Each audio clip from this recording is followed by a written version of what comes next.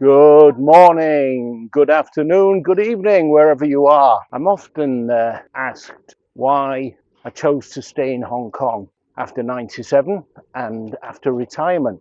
Well, there's a whole host of factors at play in that decision.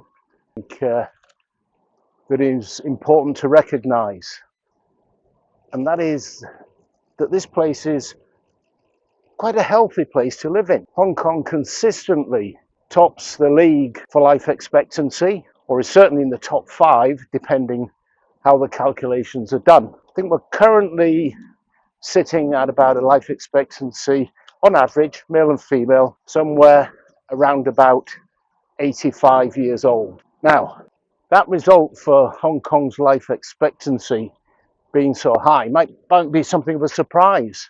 This place, flats are small, the lifestyle here is hectic.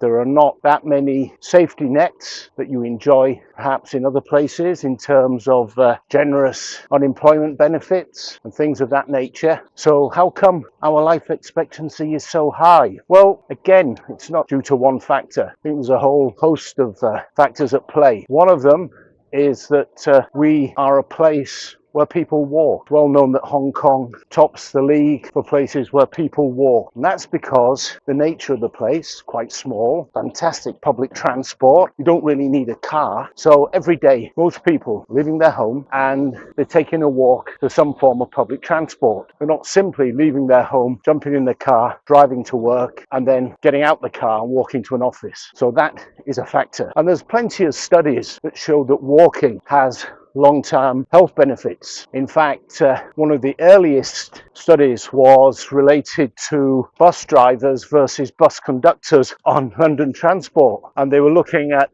their life expectancy because of pension arrangements, and they discovered that bus conductors were living considerably longer than bus drivers. And then it became obvious why, because a bus conductor is on his feet, moving around those days, selling tickets, checking tickets, going up and down the stairs on the bus, much more active than the sedate bus driver. And since then, a whole host of studies have confirmed or affirmed that finding. So walking is a key factor.